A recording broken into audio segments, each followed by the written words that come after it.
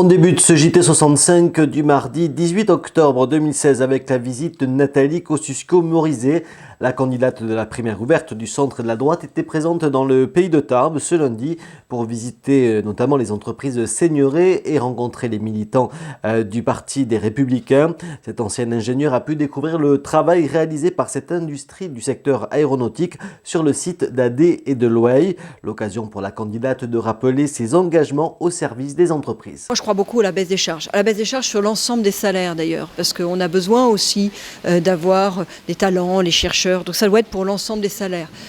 Mais je crois aussi à la nécessité de réformer le marché du travail, notamment en faisant meilleure place au travail indépendant, qui est un gros gisement d'emplois. Vous regardez le dernier mandat au Royaume-Uni, ils ont créé 2 millions d'emplois dans le travail indépendant. Moi, puis il y a la question de la formation professionnelle. Il y a plus de 30 milliards qui est investi tous les ans en France en formation professionnelle. Et aujourd'hui, c'est vraiment pas optimal. Trop d'organismes de formation professionnelle, de l'argent qui va surtout sur les CSP+, et sur les grandes entreprises, alors qu'il faudrait plutôt sur les chômeurs, les jeunes, les petites entreprises, celles qui justement ont moins de facilité pour avoir les gros programmes de formation. Bref, on a, à partir du système existant, beaucoup à optimiser et à transformer pour atteindre notre potentiel qui est au top. Enfin, quand on voit une entreprise comme celle d'ici, on a vraiment tous les talents pour pouvoir réussir dans le monde de demain. Nathalie Kosciusko-Morizet qui était présente dans le cadre de la campagne pour la primaire alors que les bureaux de vote s'ouvriront le 20 novembre prochain. Dans les Hautes-Pyrénées, elle est soutenue par Jean-Michel Seigneuré. Alors, je ne fais mystère pour personne que je suis un homme de droite, assumé dans un département où c'est pas facile de l'assumer, et je ne comptais pas vraiment m'impliquer dans cette primaire, je la trouvais terne. Et j'ai trouvé chez Nathalie un discours original, détonnant, un discours à la fois assumé libéralement d'un point de vue économique, mais assumé également libéralement d'un point de vue également sociétal. Et c'est ce qui m'intéressait. Je ne veux pas incarner une droite du passé, je pense qu'on doit incarner maintenant un futur. Je ne dis pas que qu'il ne faut miser que sur le futur, il faut avoir le respect également des engagements, des tenues du passé, mais on doit aujourd'hui donner des perspectives à toute une frange de notre électorat qui nous tourne le dos, et je pense que Nathalie peut incarner à son niveau quelque chose d'intéressant. Voilà les interviews complètes que vous pourrez retrouver sur pyrénéinfo.fr et sur hptv.fr. Avant la candidate à la primaire, c'est une autre femme politique qui a marqué la matinée dans le Grand Tarbes. C'est Carole Delga, la présidente de la région Occitanie-Pyrénées-Méditerranée, qui était à Orléans lundi matin pour inaugurer le début des travaux de rénovation du centre Jean Jaurès. La salle de sport et d'activité a été créée il y a plus de 50 ans par Pierre-Henri Lacaze, l'ancien maire d'Orléans.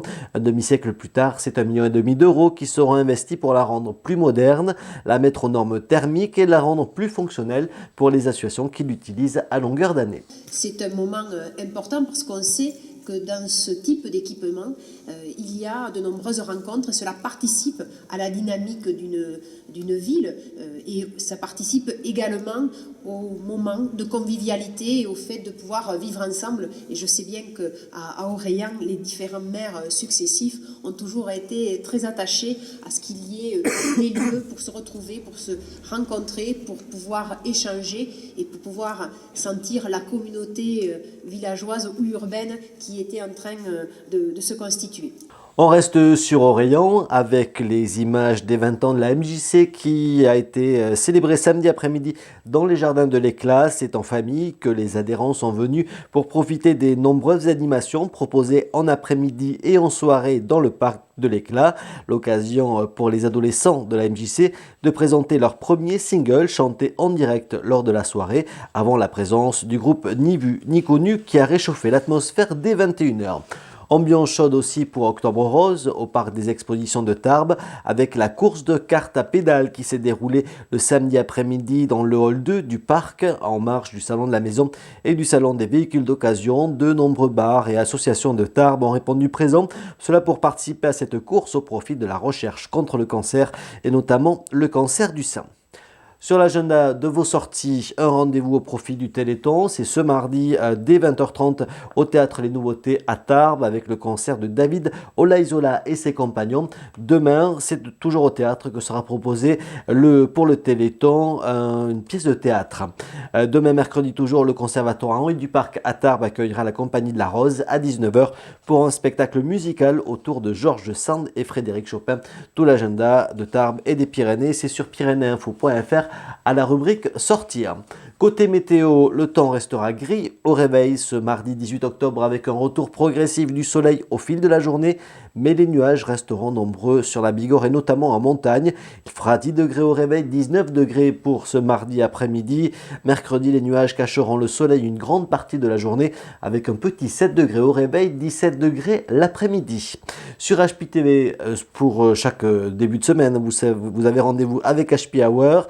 Cette semaine, une adepte de la tapisserie sur siège comme invitée, mais aussi autour de Steve, la chronique musicale de Corinne, du bricolage à réaliser avec vos enfants, c'est bientôt les vacances scolaires, cela grâce à Karine, et une recette de cuisine anglaise mais gourmande avec Claire.